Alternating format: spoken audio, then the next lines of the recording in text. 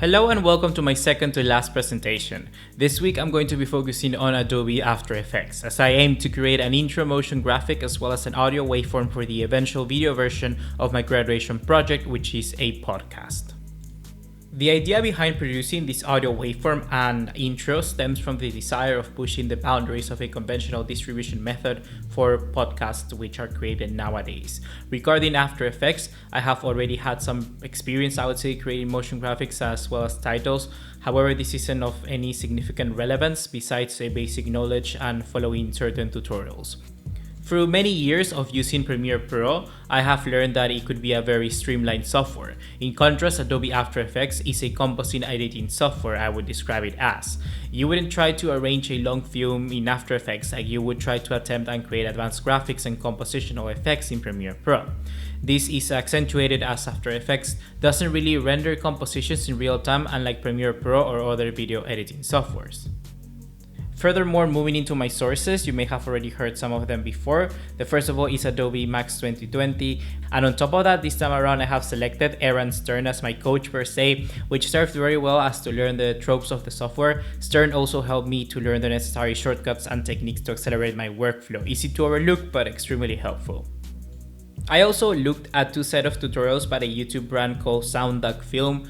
With their niche approach to motion graphics, I was able to find creatively, I'll say, the set of practices to fill my vision. The process of starting up a composition in After Effects as which to work on was simple but a little bit confusing, I would say. The setup of creating and then placing each component onto the timeline differs significantly to Premiere Pro. In my personal opinion, once I started to look at After Effects like Photoshop, and the idea that I was working on an ever-present and active canvas was when I was able to get the grasp with the scopes of After Effects.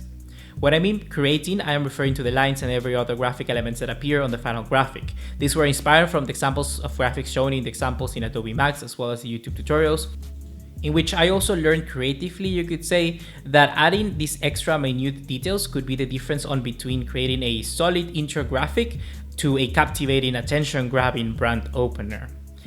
Moreover, drawing these shapes within After Effects served me better rather than doing it on Illustrator, I would say. I prefer this not only for the time-saving purposes, but it gives me the right introductions to the tools at hand.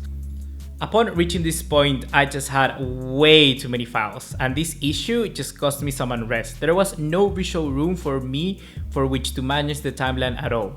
Here is when my sources came in handy, recommending the use of multiple compositions to ensure an organized project. The way I look at it was like groups of layers as I see in Photoshop.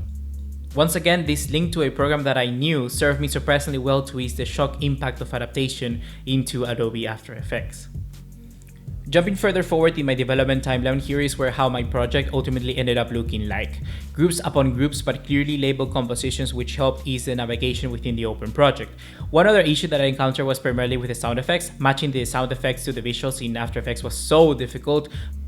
At this point now I realized that I could have easily just opened up the properties and find a way from there, or ideally just copy the files onto the same compositions into the shapes, but I was just way too confused trying to distinguish the audio from the graphics. My solution was highly unorthodox, but I must admit that it was fast on a basic level and easy to execute. Overall, throughout my process of developing this intro, I encountered several obstacles like this, many of which you can see on screen right now with their solutions, but I'd rather move onwards into the audio waveform because it's more simple than I anticipated.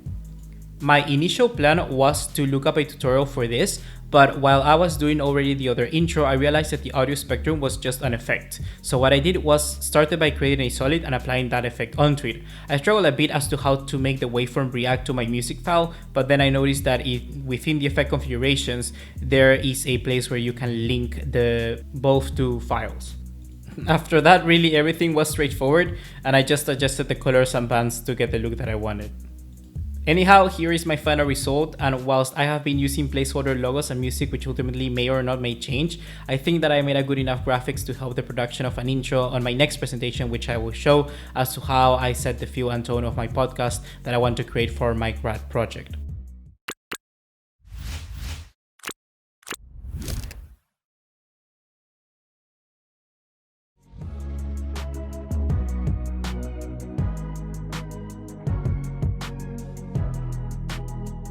Here are my references, and thanks for listening.